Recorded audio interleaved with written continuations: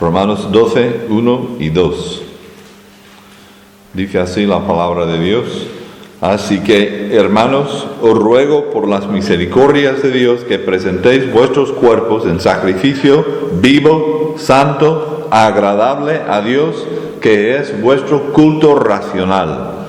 No os conforméis a este siglo, sino transformaos por medio de la renovación de vuestro entendimiento, para que comprobéis cuál sea la buena voluntad de Dios, agradable y perfecta. Oremos. Gracias, Padre Celestial, porque tienes una voluntad para nosotros que es buena, perfecta, agradable, y nosotros queremos descubrirla y vivir en ella. Nosotros venimos a tu palabra en esta mañana, Señor, buscando que tú nos hables por medio de ella, para que más allá de voz humana escuchemos tu voz hablándonos, que tengamos ese discernimiento para ver en tu palabra lo que tú nos estás diciendo, Señor, para nuestra vida. Fortalécenos, anímanos, ayúdanos a seguir en tus caminos.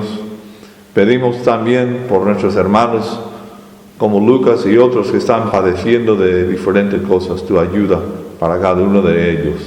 Y para nosotros ahora, Señor, pedimos que nos des de tu Espíritu Santo la ayuda que nosotros necesitamos para seguir en pos de ti. Y te daremos las gracias, la honra y la gloria. Lo pedimos todo en el nombre de Cristo Jesús. Amén. Amén.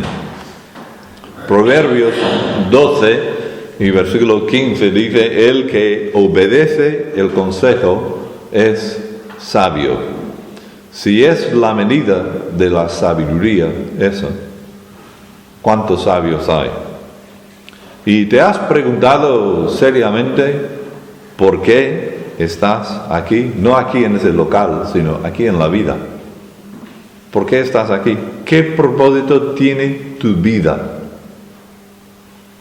Dios tiene un plan y una voluntad para nuestra vida.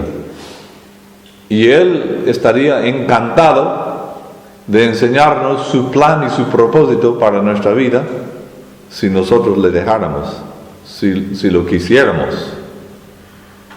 Pero el problema que tienen muchas personas que se llaman creyentes es que pasan la gran mayoría de su vida tratando de convencerle a Dios de por qué tiene que hacerles hacer lo que a ellos les parece. Ellos tienen planes y gustos y caprichos y opiniones acerca de todo. Y difícilmente dejan esas cosas para dejar que Dios les guíe. Y es lo que Dios quiere hacer. Él tiene un plan para nuestra vida.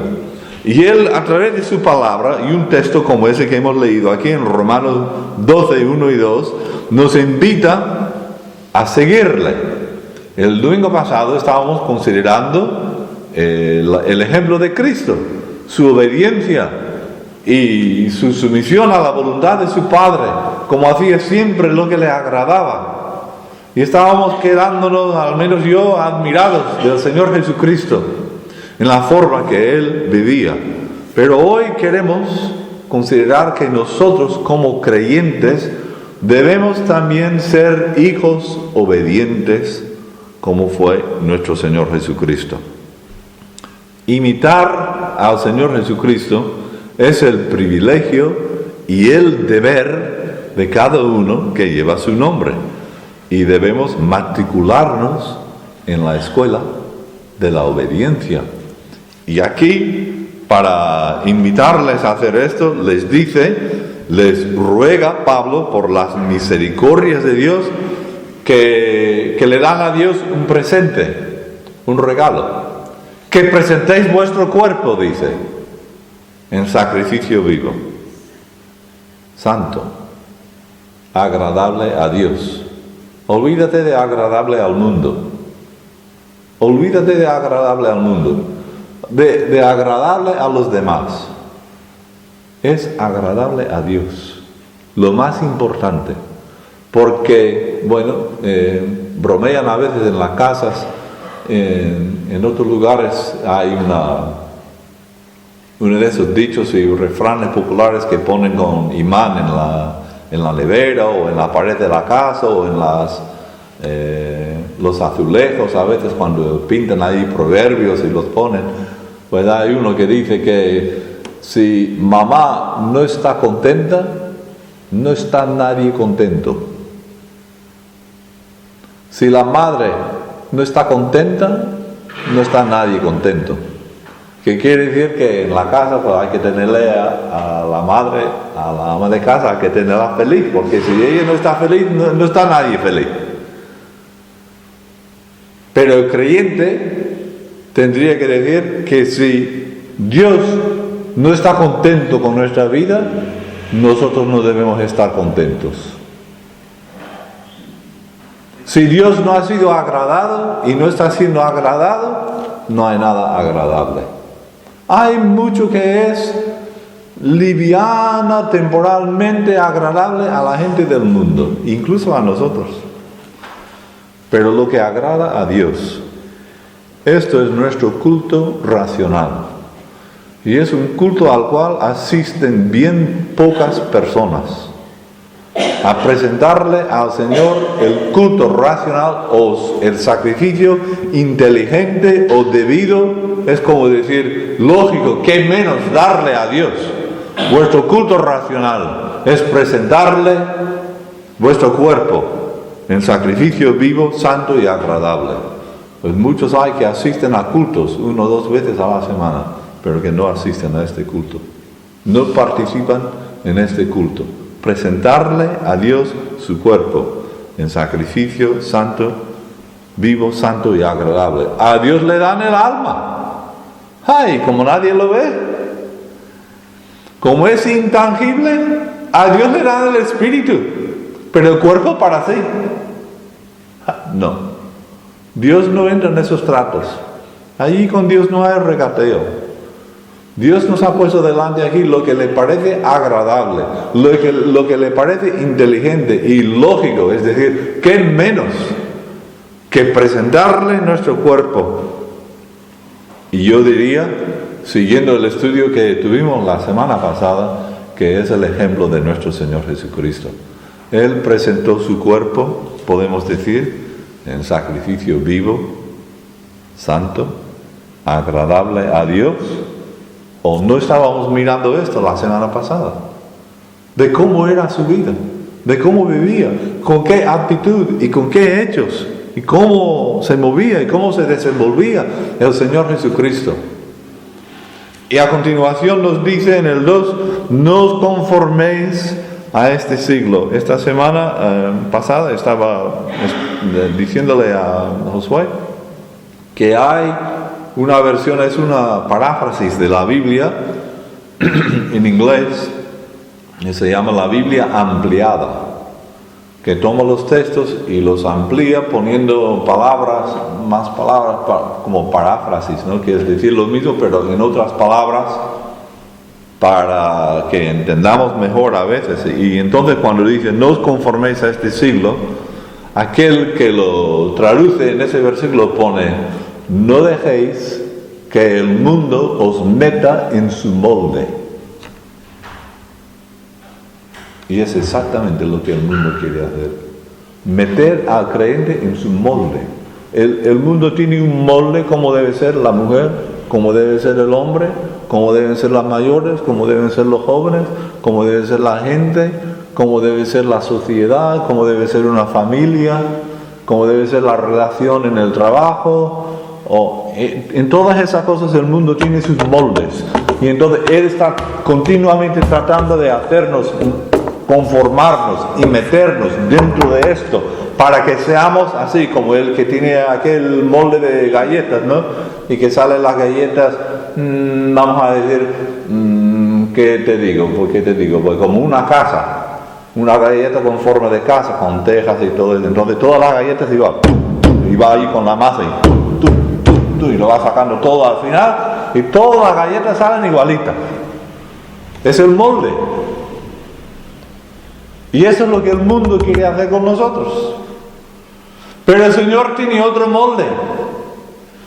Dice, no conforméis a ese siglo. No dejéis que el mundo os meta en su molde. Deja que Dios te meta en su molde, diríamos. Que no ser conformados a ese siglo no es no ser conformados a nada. Es ser conformados a Cristo. Porque la imagen de Cristo, el molde que Dios tiene para nuestra vida, no es el molde de ese mundo.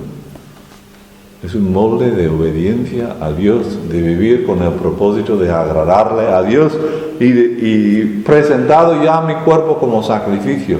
Cuando los soldados van a la guerra, a veces los veteranos dicen a los que no han estado nunca en un combate, porque los ven así nerviosos y miedosos, y los dice a los novatos, los dicen: mira, considérate ya muerto.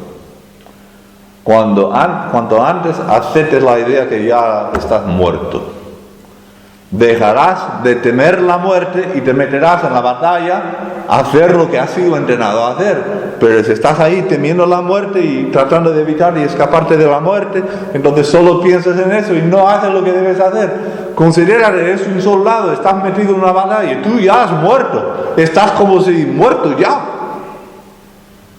Y entonces deja esos pensamientos y métete a hacer lo que has sido entrenado a hacer.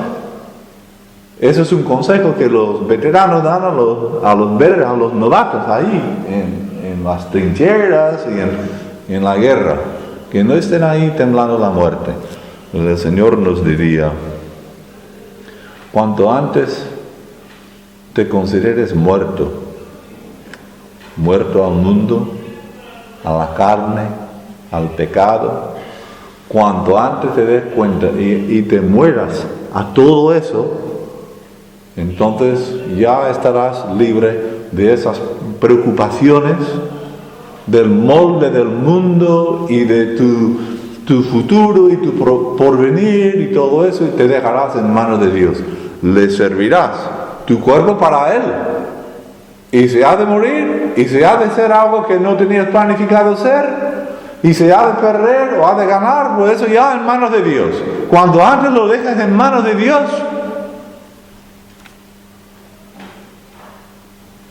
entonces caminarás no conformado a este siglo, sino serás transformado. Y aquí habla de una renovación de nuestro entendimiento. El creyente no puede ser transformado si no se renueva su entendimiento. Tú y yo nacimos en esta vida con una manera de entender las cosas. ¿Quién de nosotros nació creyente cuando era infante?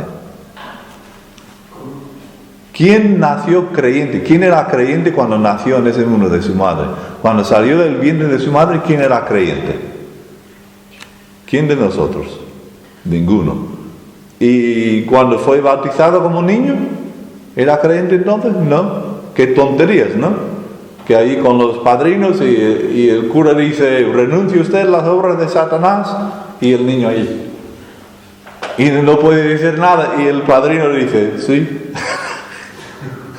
Hablando, y de pronto se da cuenta que el niño, que nada más que tenga 2 años, empieza a enojarse con su madre, sacar la lengua y lleva la contraria en todo.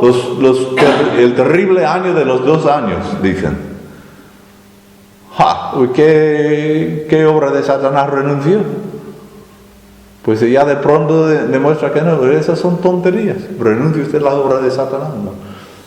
De niños recién nacidos hasta adultos, hasta convertido una persona, su entendimiento está moldeado por ese mundo. Las mujeres aprenden cómo debe ser una mujer mirando a las mujeres en la tele, mirando a las mujeres en su barrio, mirando a las mujeres en su casa, ¿ves? Que no son creyentes tampoco, y se visten y actúan así como mujeres del mundo, lo que ven en la tele, lo que ven en las novelas, lo que ven. Eso es, y los hombres igual. ¿Cómo es un hombre? Pues miran los hombres en los partidos de fútbol, miran los hombres en los bares, en bodegas, y miran y de mil maneras miran, pero nadie está mirando, entendiendo la vida con eso. Y entonces, cuando uno se convierte, empieza el proceso de renovación de su entendimiento. Y la gente del mundo nos mira y nos dice despectivamente que nos están lavando el cerebro. Ay, te están lavando el coco, te dicen. Bueno, me están renovando el entendimiento. El coco me lo tenía lavado el mundo antes. Y Dios me lo está limpiando y poniendo en orden. Pocos son los que levantan las manos, pasan delante en cultos y luego dicen que se han convertido. Pocos son que realmente entran en eso.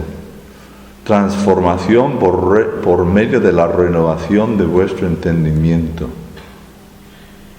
Eso es lo que Dios quiere hacer. Y al renovar nuestro entendimiento, ¿cuál es el propósito de Dios?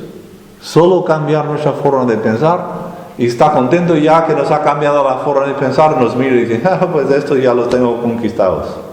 No, no es eso. Mira lo que dice versículo 2. La renovación de vuestro entendimiento, ¿qué dice a continuación? ¿Para qué? Esa frase, ¿para qué? Introduce o presenta un propósito.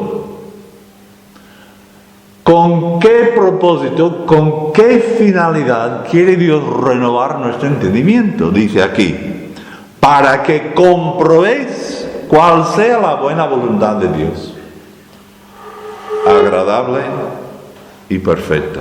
Es lo que el Señor quiere, que nosotros lo comprobemos. Pero para comprobar la voluntad de Dios, nuestro entendimiento tiene que ser renovado. Y así nosotros transformados. Y para eso nosotros tenemos que presentar nuestro cuerpo a Dios en sacrificio. Así que todo eso va juntos. Y Pablo les invita a hacerlo, porque así es como nosotros vamos a imitar al Señor Jesucristo y vivir una vida agradable a Dios, matriculándonos en esta escuela de Dios que es la escuela de la obediencia. La obediencia es uno de los rasgos distintivos de los verdaderos creyentes. Mirad en Hechos capítulo 5. Hechos capítulo 5.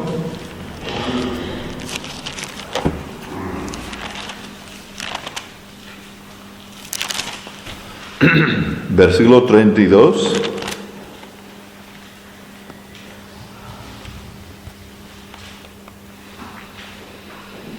Y nosotros somos testigos suyos de estas cosas, y también el Espíritu Santo, el cual ha dado Dios a los que le obedecen.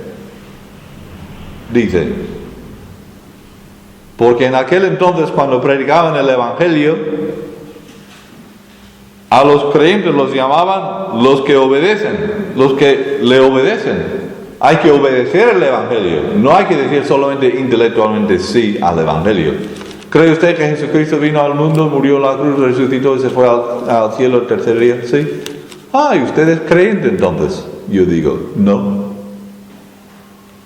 Este país tiene 46 millones de personas, la mayoría de las cuales creen que Jesucristo vino, nació, vivió, murió, resucitó y fue al cielo. Algunos lo creen más que otros, pero más o menos es lo que han sido enseñados. Con el intelecto asienten que eso fue así como un dato histórico, como César gobernó Roma, como, yo qué sé, miles de cosas históricas, ¿no?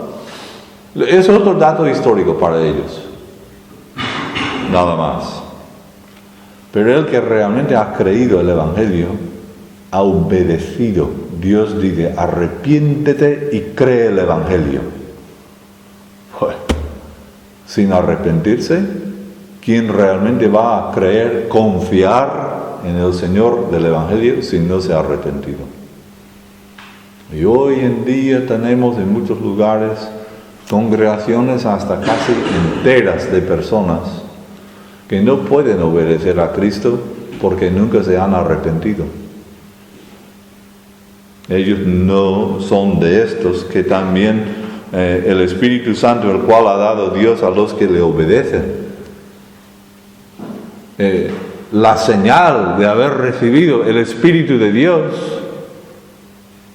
no es hablar en lenguas. Una de las marcas de los que obedecen o de los que reciben el Espíritu es que obedecen al Señor. El Espíritu nos conduce a esto, y aquí está relacionado el Evangelio con eso, con hacer lo que Dios nos manda, arrepentiros y cree el Evangelio. Y entonces los que le obedecen, los que hacen lo que Dios demanda, estos son los creyentes, y ellos reciben el Espíritu Santo en el momento que se arrepienten y confían en el Señor. Claro, el creyente no obedece a Dios por miedo. El creyente le obedece a Dios por amor. El que tiene mi palabra y la guarda, ese es el que me ama. Si me amáis, guardad mis mandamientos. Juan 14:15. Entonces la obediencia no la hace el creyente por miedo. Hay personas que no son creyentes que intentan por miedo guardar los 10 mandamientos, porque piensan que si no les va a caer una gorda, ¿verdad? Y entonces ellos pues intentan no robar porque piensan, ay, Dios me va a mandar al infierno si robo. Pero eso no es la obediencia que se trata aquí en el Nuevo Testamento. Una obediencia de uno que confía en Cristo, luego le ama al Señor y Él desea agradarle. Pero claro, sin nacer de nuevo, ese tipo de obediencia no se conoce. Solo se conoce la obediencia por miedo. No robar porque entonces te viene el castigo. Entonces no robes, porque a menos que no te vean robar. Y si vas a hacer algo, pues tras puertas cerradas en privado, que no te vean. Pero luego la gente dice, sí, pero Dios entonces... Y tienen mala conciencia de pecado, porque no han obedecido al Señor. En esta mañana estábamos leyendo, Manolo nos leyó un versículo hermoso que nos dice que el Señor nos perdonó todos nuestros pecados. No hay que ir a confesión. Nos perdonó todos nuestros pecados. Y con Dios, hermanos, no hay letra menuda. No dice todos nuestros pecados y pone ahí asterisco y al final de la página en letra menudita ahí dice excepto en el caso de tal y tal y tal y tal, y un montón de condiciones ahí. No, de eso no hay. Todos vuestros pecados perdonados. Y entonces el creyente de verdad que tiene esa clase de perdón que Dios ofrece, no teme el juicio de Dios. A Dios le obedece por amor. Le obedece porque siente una gran deuda de amor al Señor por lo que Él ha hecho. Entonces Dios da el Espíritu Santo a los que le obedecen. La vida cristiana empieza con un acto de obediencia. Con un acto de obediencia. Arrepiéntete y cree el Evangelio. Y en Hebreos 5:9, también lo leemos. Hebreos 5:9 dice, hablando del Señor Jesucristo, y habiendo sido perfeccionado, vino a ser autor de eterna salvación para todos los que le obedecen. Otra vez. Ahora, tú y yo, si nos pusiéramos a escribir, diríamos, autor de eterna salvación para todos los que creen, diríamos nosotros, para todos los creyentes. Porque nosotros no sabemos salir de nuestros esquemas. Solo usamos la palabra creer y le damos demasiado énfasis en esa palabra como en su sentido solo intelectual. Y cuando Dios, en vez de usar la palabra creer, usa la palabra obedecer, Él está poniendo énfasis en otra faceta del mismo concepto de la fe. Porque la fe incluye no solamente un intelecto iluminado. Ah, sí, es así. Ahora entiendo. No es solo entender, no es solo creer que es correcto, es depositar confianza, es actuar en base a lo entendido. Confía, entrega. Eso es lo que está haciendo. Eterna salvación para todos los que le obedecen. Eso no está diciendo que el creyente tiene que obedecer a Dios toda la vida y si no, Dios le quita la salvación. No está diciendo eso. Está hablando de lo que vimos ya en Hechos, capítulo 5, que da el Espíritu Santo a los que le obedecen, a los que creen. Porque el convertirse, el confiar en el Señor, el arrepentirse y confiar en el Señor Jesucristo, eso es obediencia. Es obedecer el Evangelio. Y es lo que el Señor quiere. De hecho, en Romanos capítulo 1 lo dice de esa forma. En Romanos capítulo 1, versículo 5.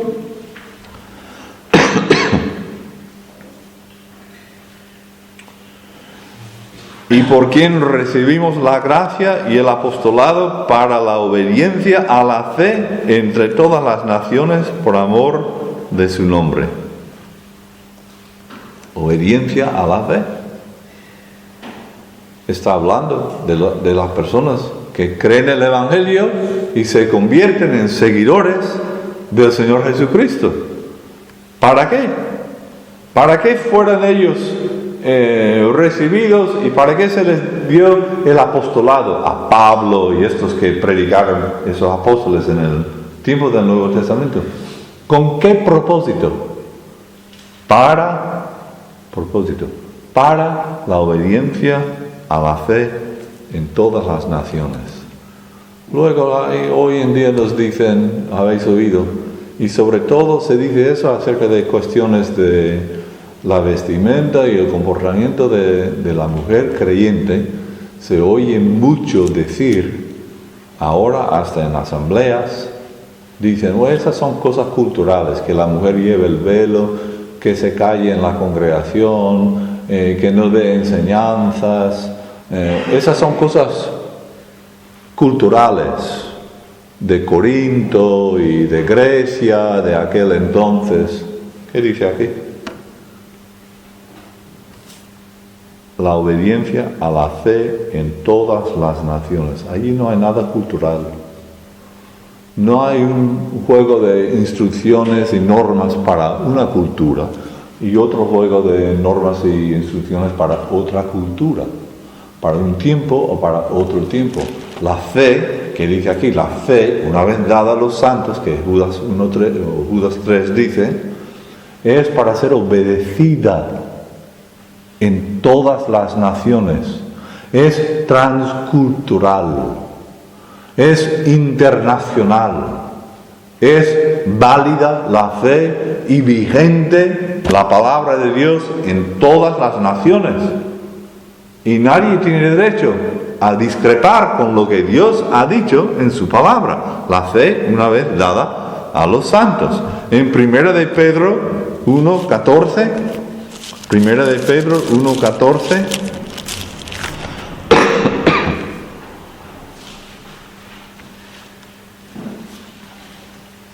cuando habla a los creyentes, Pedro dice, como hijos obedientes, no os conforméis a los deseos que antes teníais, estando en vuestra ignorancia, sino como aquel que os llamó es santo, sed también vosotros santos los domingos de 11 a 12. No dice eso, ¿verdad?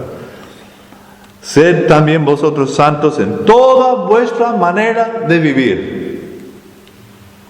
El creyente no juega con dos barajas. Tan santo en el culto como fuera del culto. En toda vuestra manera de vivir. Y lo dice en el versículo 14, que es el tema que estamos considerando, como hijos obedientes. Dios quiere hijos obedientes. Dios nos mandó a ese mundo, lo hemos recordado esa mañana, Dios mandó a ese mundo un hijo obediente. Pero ese hijo obediente lleva muchos hijos a la gloria. Y todos esos hijos que Él lleva a la gloria deben ser hijos obedientes. La obediencia de Cristo es tema de nuestra admiración. Pero para Dios es más. para Dios es, además de admiración, es tema de ejemplo, que nosotros debemos seguir el ejemplo del Señor Jesucristo. Como hijos obedientes, no os conforméis. Más adelante, en 1 de Pedro 3, tenemos el ejemplo de Sara. 1 de Pedro 3, 6. Y mira lo que dice: como Sara obedecía a Abraham, llamándole Señor, de la cual vosotras habéis venido a ser hijas si hacéis el bien sin temer ninguna amenaza. Versículo 5. Porque así también se ataviaban en otro tiempo aquellas santas mujeres que esperaban en Dios, estando sujetas a sus maridos. Mira, estar casada no es lo mismo que estar sujeta.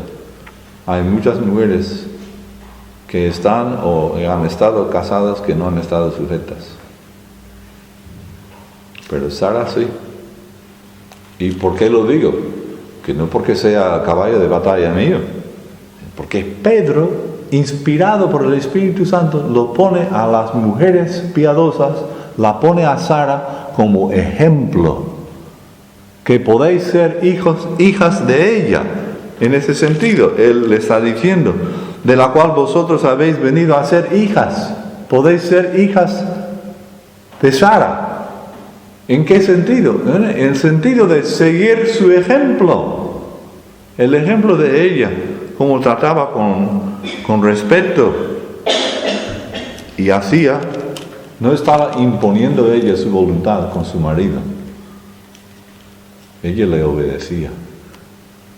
Y la obediencia no es entonces solo a Dios, sino que en nuestras relaciones humanas Dios nos llama como creyentes a caminar siguiendo ese ejemplo. Sara obedecía a Abraham. En Efesios 6, versículo 1 y 5, dice: hijos, obedeced a vuestros padres. En Efesios 6:1. En Efesios 6:5 dice: siervos, obedeced a vuestros amos. Es lo que el Señor, la instrucción que Él da a los creyentes. Que seamos un pueblo obediente. Claro, obedecer siempre es en lo que no vaya en contra de la palabra de Dios. Si te dice limpia esa mesa, no puedes decir no. Si te dice roba ese cliente, puedes decir no, porque eso va contra la ley de Dios. Pero si te dice limpia el baño o limpia esa mesa, no puedes decir no, porque eso no va contra. Te está pidiendo algo que es, podemos decir, neutral, que no va en nada, no viola ninguna ley de la palabra de Dios. Entonces deberías hacerlo. Hijos, obedecer. No, yo ya soy mayor. Yo soy independiente. Yo voy a luchar por los derechos de los trabajadores. Pero deberías ser primero obediente en el trabajo, como ejemplo. Si abres la boca y les dejas saber que eres creyente, cuidado con lo que haces.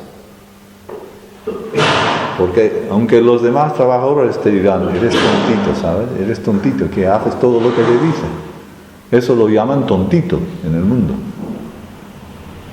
Dios lo llama agradable, porque Él nos manda así. Y esas cosas solo los decimos porque para que veamos nosotros que obedecerle a Dios no es una cosa teórica, una cosa nebulosa, filosófica, sino que pisa tierra. Dios nos da ejemplos prácticos de cómo esa cuestión de obediencia debería aplicarse en nuestra vida como creyentes. Porque a los de la calle no les está diciendo obedecer a vuestros amos, obedecer a vuestros padres. A los de la calle no le dan ninguna instrucción. Hermanos, esas instrucciones son para nosotros, los creyentes.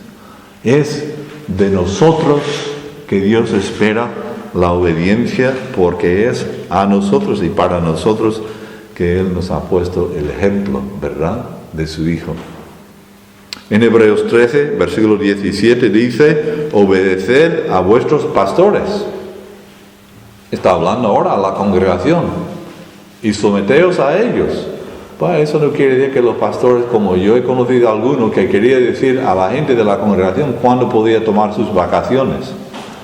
Yo me voy de vacaciones la semana que viene, pero no has hablado con los pastores. ¿Y para qué? Si tienes que pedirle permiso a los hermanos ancianos para que vayas a ver a tu familia o para que vayas. Eso es una ridiculez. No es lo que la palabra de Dios nos está enseñando. Mira, fulano ha comprado un coche, lo han puesto fuera de comunión porque compró el coche sin consultar con los ancianos primero. Fíjate. Pues eso es un abuso de autoridad. Ahora, es sabio pedir oración y pedir consejo, sobre todo cosas que afectan tu vida espiritual, ¿verdad? Es sabio. Y nunca haces mal pidiendo consejo y oración. ¿Qué te parece, hermano? Pero eso no es lo mismo que tener que seguir una orden. No te compres un Ford, cómprate un Renault. ¿Y por qué? Porque lo dice el anciano. ¡Qué ridiculez! No, que no es eso. Pero cuando dice obedeced a vuestros pastores, está hablando en el contexto de la iglesia y la vida espiritual. Bueno,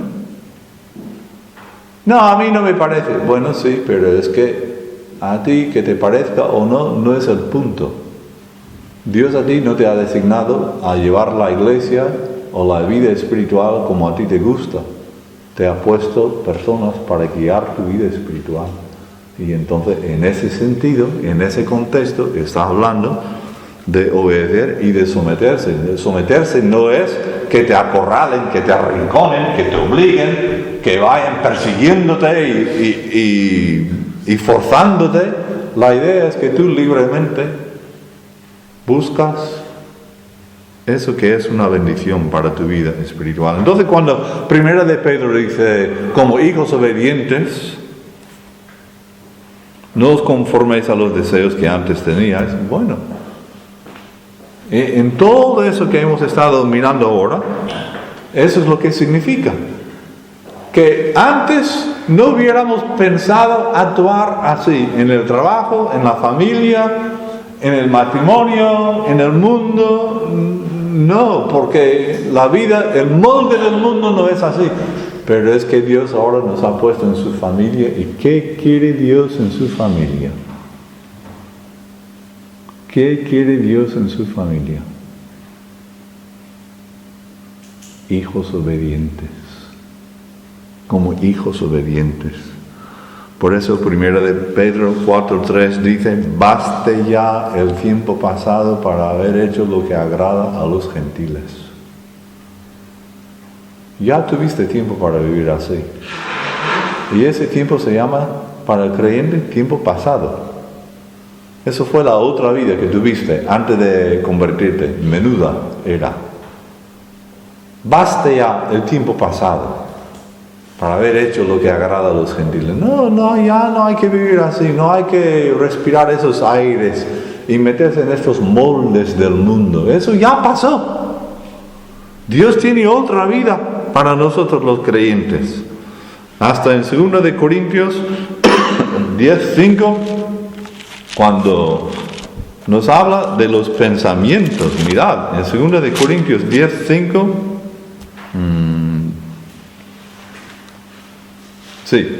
derribando argumentos y toda altivez que se levanta contra el conocimiento de Dios, llevando cautivo todo pensamiento a la obediencia a Cristo. ¿Hasta qué punto? Hasta en los pensamientos. Lleva tus pensamientos cautivos a la obediencia a Cristo. Es decir, que en nuestra forma de pensar, como hemos visto en Romanos 12, transformaos por medio de la renovación de vuestro entendimiento. Y aquí lo está diciendo en 2 de Corintios 10:5, llevar cautivo todo pensamiento a la obediencia a Cristo. Es juzgar si es hasta correcto mi forma de pensar, presentándolo ante Cristo, mirando el ejemplo de Cristo. La semana pasada tuvimos el ejemplo de Cristo en su obediencia. cómo se orientaba, qué es lo que le gustaba hacer. Esa relación que tenía con el Padre. El Hijo no puede hacer nada sino lo que ve el Padre hacer. El Hijo no dice nada sino lo que oye decir al Padre. Lo que oye decir al Padre, eso dice. Yo hago siempre lo que le agrada. Este es mi Hijo amado en quien tengo mi complacencia. Esas cosas que estábamos mirando, pues aquí nos está diciendo que esa relación entre el Hijo y el Padre, esa debería ser la medida y la forma de juzgar si nuestros pensamientos son correctos o no, llevando cautivo todo pensamiento a la obediencia a Cristo. ¿Por qué? Es que el pecado empieza con los pensamientos. Todos nosotros hemos tenido pensamientos pecaminosos y gracias a Dios muchos de ellos no se han llevado a cabo. Y los que se han llevado a cabo, pues peor, porque entonces son dos pecados, porque el pensamiento es pecado también. El pensamiento, el corazón, todos esos malos pensamientos, toda esa maldad sale del corazón y contamina al hombre, dice en Marcos 7. Es pecado. Pero es que luego cuando va de pensamiento a hecho, lo piensas y lo haces, pues ya son dos. Ya se complica la cosa. Entonces la guerra y el lugar donde nosotros hacemos trinchera y ponemos frente de batalla es aquí, en eso. Eso tiene que ser la primera línea de defensa, llevando cautivo todo pensamiento a obediencia a Cristo. Entonces, ¿dónde se mete el mundo? Continuamente. ¿Y el diablo? ¿Dónde se mete continuamente? En el pensamiento. El televisor es un gran medio de afectar el pensamiento de la gente, diciendo a la gente su filosofía, su moda, su escala de valores. Y ahora, desgraciadamente, en el mundo se está llevando a cabo ahora en muchos lugares cosas que hace 20 o 30 años solo se veía en el televisor, en los culebrones. ¿Sabéis a lo que me refiero, no? Los culebrones. Y ahí cuando fulana dejó a su marido y se fue con otro hombre que ella vio en el trabajo, y resulta de que ese hombre era su primo que se había ido a otro lugar, y él, todos estos líos que hacen en los culebrones. Pero ahora resulta de que adoctrinadas las mentes con todas esas cosas por años y años y años, y hoy con cosas peores, que las cosas que ponían hace 30 años, eso no es nada ahora, eso para niños ahora. Las cosas que ponen en esos culebrones hoy en día, y en los programas de comedias, que son de parejas, viviendo en pecado, que son de homosexuales, y la gente se ríe de todo eso, de matanzas, de fornicación, de droga, de mentira, de engaño, y eso están chupando y chupando y viendo. Eso es su diversión continuamente, y luego se meten a hacerlo en la vida. El mundo ataca el pensamiento. El príncipe de ese mundo usa los medios para atacar los pensamientos. Porque si él mete, carga los pensamientos, y al final algo va a salir. Y solo tienes que mirar alrededor tuyo, donde vives, y solo tienes que leer el periódico o mirar el telediario y sabes que lo que digo es verdad. Todo pensamiento a la obediencia de Cristo. ¿Qué mundo más limpio sería? ¿Qué mundo más limpio, qué mundo más santo sería? En cambio, la desobediencia en la palabra de Dios es un rasgo de los que no son creyentes en verdad. Ahora, ¿puede el creyente desobedecer a Dios en un momento determinado? Sí. ¿Yo para qué os voy a engañar? ¿He desobedecido a Dios en algún momento determinado? Sí, y me ha sabido muy mal.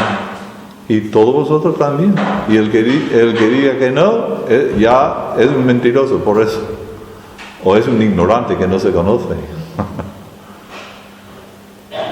El creyente no es perfecto, pero el creyente no tiene como rasgo continuo de su vida, no le es típico desobedecer a Dios. No le es típico. Eso no es uno de sus rasgos. Cuando desobedece a Dios es algo fuera de carácter para él. No es normal. Hebreos 11:31. Hebreos 11:31.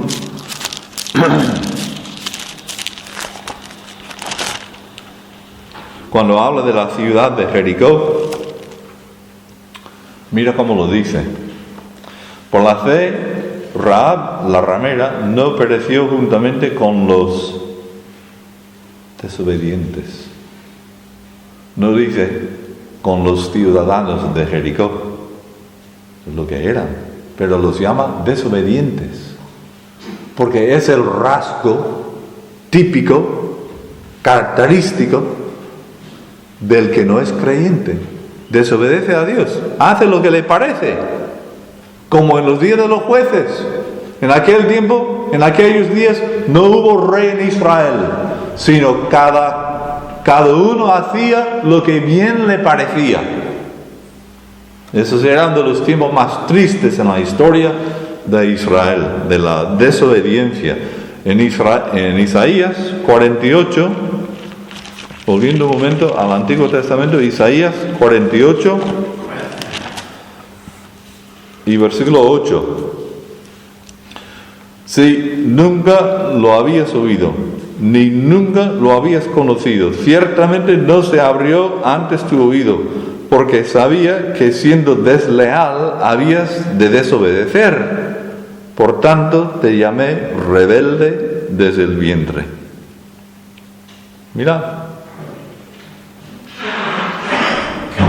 siendo desleal habías de desobedecer. Esa era la característica típica de la nación de Israel en su pecado, en su falta de conocimiento de Dios, en que no seguían al Señor, no le eran leales en el corazón y no le obedecían en los hechos. Y la desobediencia continua de una persona es una declaración o es una muestra de deslealtad, de infidelidad y de falta de confianza y compromiso con el Señor. En Romanos 2, volviendo al Nuevo Testamento, Romanos 2, versículo 8.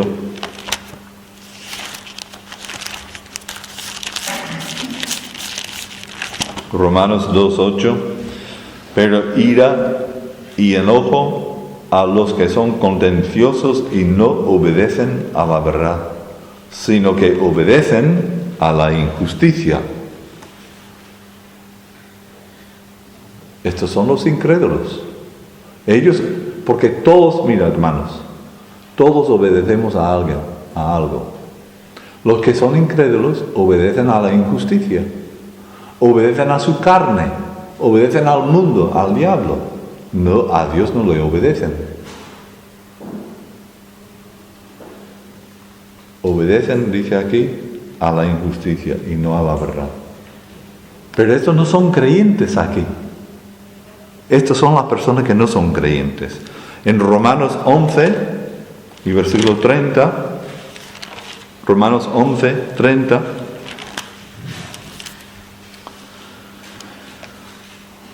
pues como vosotros también en otro tiempo erais desobedientes a Dios, pero ahora habéis alcanzado misericordia por la desobediencia de ellos. Así también estos ahora han sido desobedientes, para que por la misericordia concedida a vosotros, ellos también alcancen misericordia.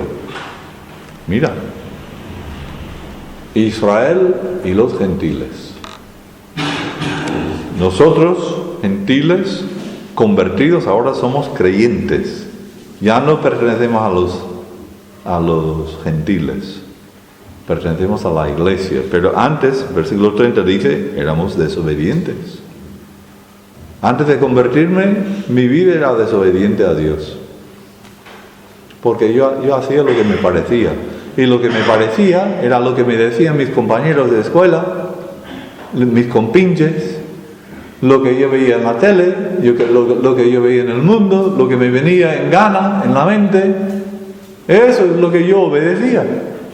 Entonces, por ende, yo desobedecía a Dios porque hacía eso. Erais desobedientes a Dios. Pero ahora hemos alcanzado misericordia, eso es decir, el Evangelio ha venido a nosotros y hemos creído y hemos sido salvos. Pero eso ha sido por la desobediencia de ellos, dice. Israel desobedeció a Dios, le rechazó y entonces Dios llevó el Evangelio a los gentiles. Y porque ellos lo han rechazado, nosotros lo hemos escuchado y hemos tenido la oportunidad de ser salvos. Porque el rechazo es desobediencia. Y por último, en Efesios 2:2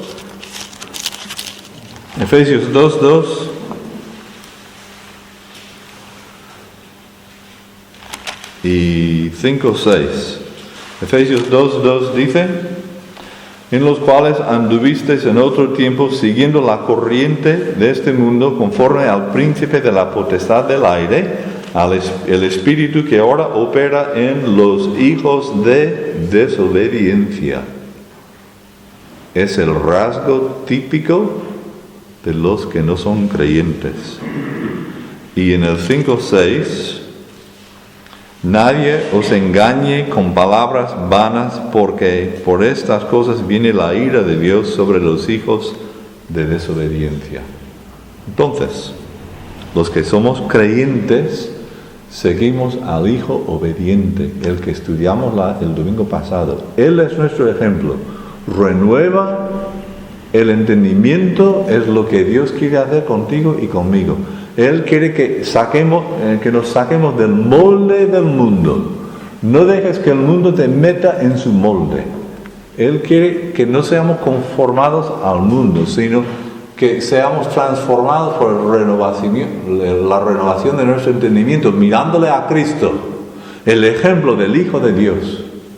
Y por nuestra confianza en Él y el sacrificio que Él dio por nosotros en el Calvario, nosotros seamos convertidos. Entonces, de desobedientes en obedientes, no por miedo, por amor al Señor en quien hemos confiado. Dios busca hijos obedientes, hasta en los pensamientos. Pues que el Señor nos ayude a hacerle estos hijos para su honor y gloria. Amén. Vamos a orar.